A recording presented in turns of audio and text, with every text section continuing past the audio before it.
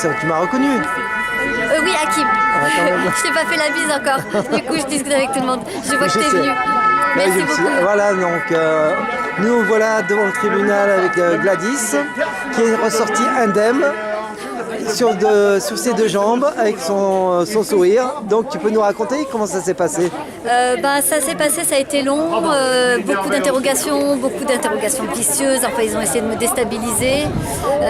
Voilà. Après, j'avais beaucoup d'arguments pour leur répondre, pour me défendre, parce que j'ai été bien conseillée par des juristes. Donc je suis bien contente de ne pas être venue avec un avocat. On m'a laissé la parole, j'ai quand même pu m'exprimer.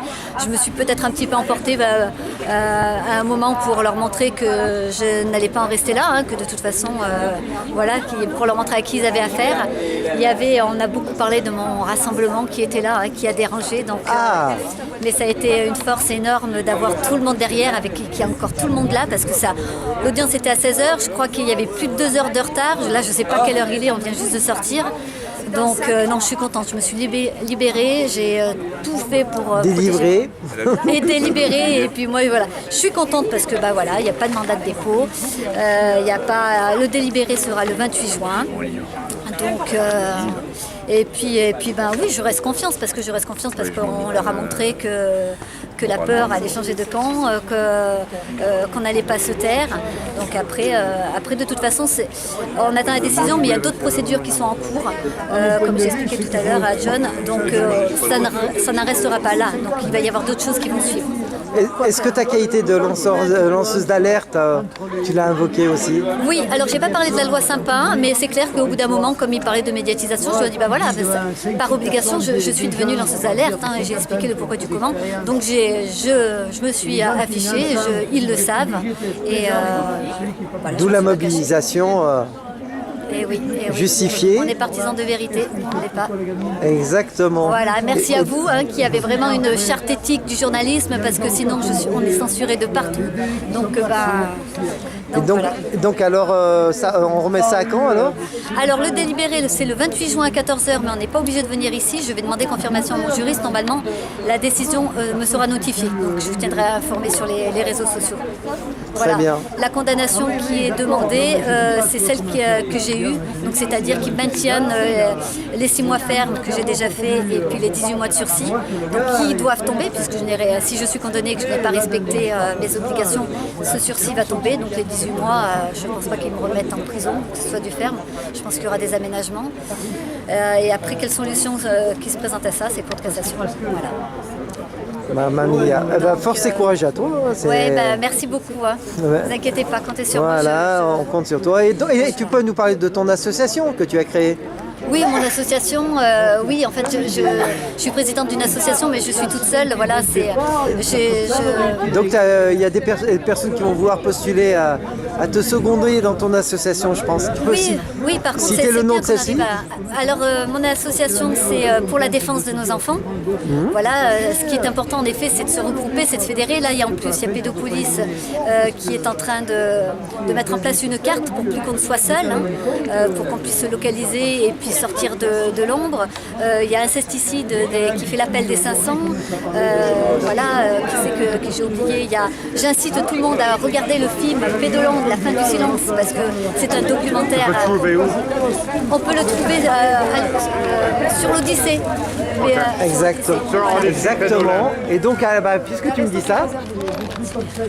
ça, tu me fais penser que... Il faut que je montre le... En fait, moi j'ai créé, comme tu le sais, la SPE, Société Protectrice des Enfants. Et surtout, on demande un audit externe de l'aide sociale en France depuis sa création. Tu peux mettre juste une feuille par eux. Voilà, un audit externe, pourquoi? Parce que grâce à ça, on pourrait faire tomber la fameuse organisation qu'ont dénoncé certains policiers, à savoir... Squarnac.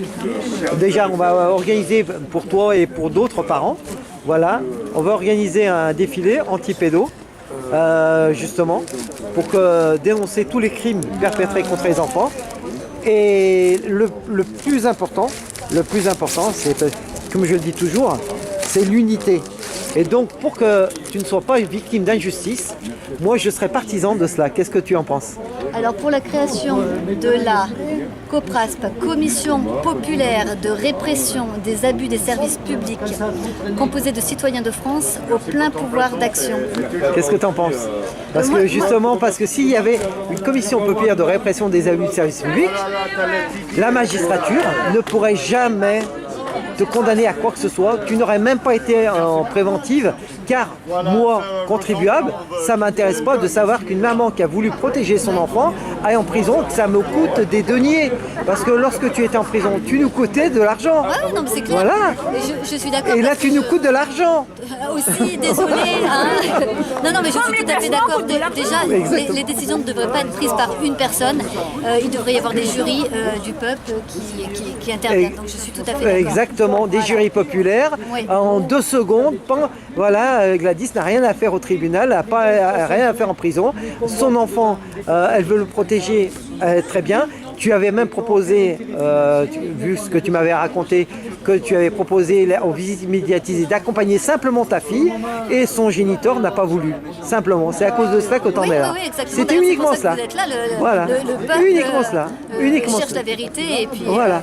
est sensible à la protection de l'enfant, à la parole de C'était pas l'enfant. méchant. Ouais. Tu accompagnais ton enfant à visite médiatisée. Il y a d'autres gens qui sont présents. Et alors, si ça te contribuait à rassurer sa fille, Tout à fait. en quoi c'était gênant? À cause de ça, tu as été obligé de quitter la France, de t'expatrier, que tu sois extradé, emprisonné, et t'en es là au tribunal à Chambéry Ça fait des années plus tard. 5 ans que je me bats. 5 ans de calvaire. Ma fille, c'est ça. 5 ans de calvaire.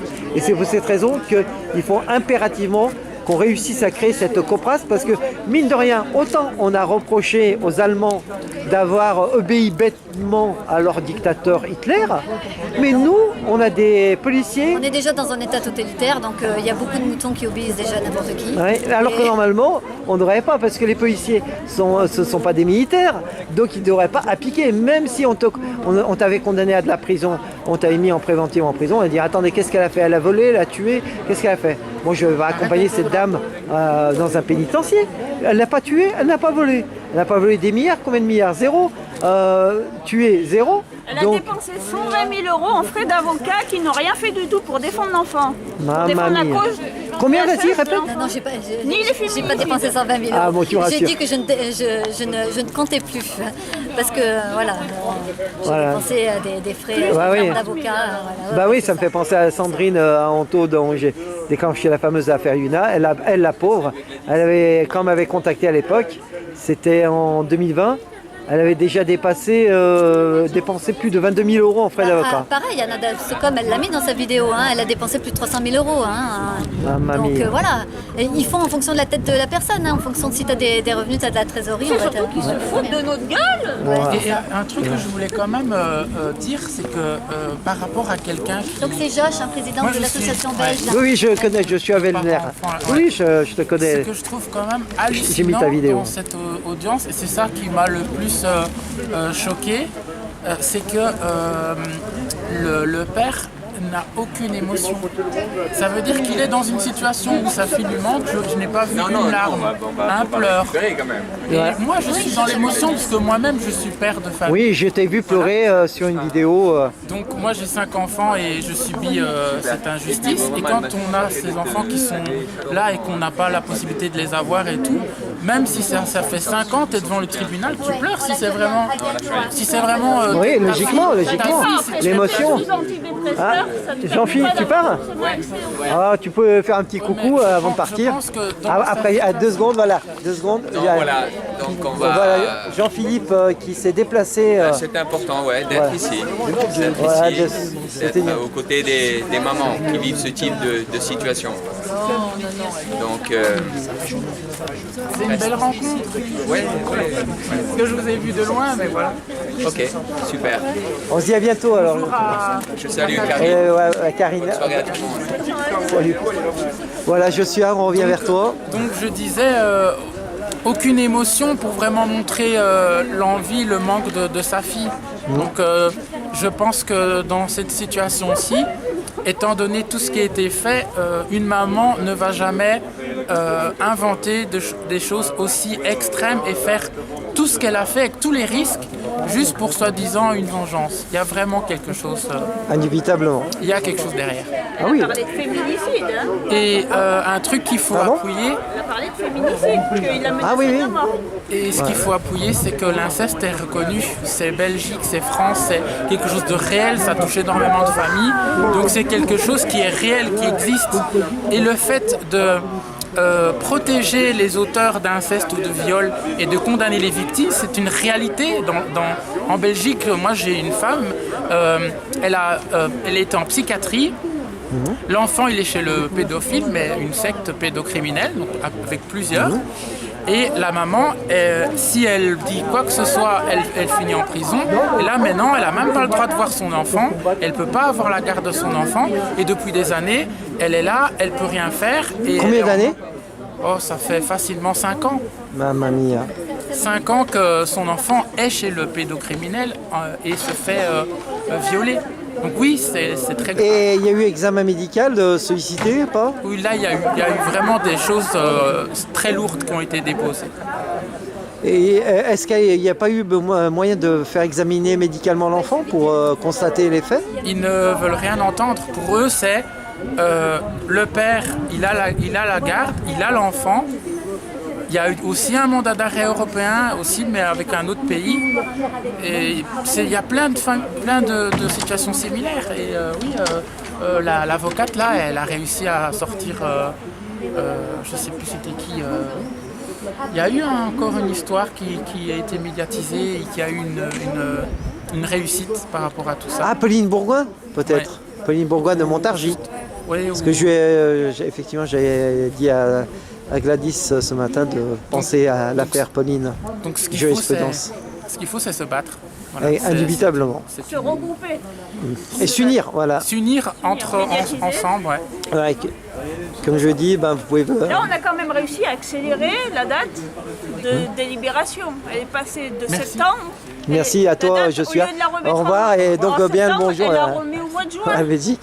Elle la remet au mois de juin au lieu de septembre, le délibéré, parce qu'on était là, on applaudissait. Donc médiatisez vos affaires, médiatisez-les. Exactement.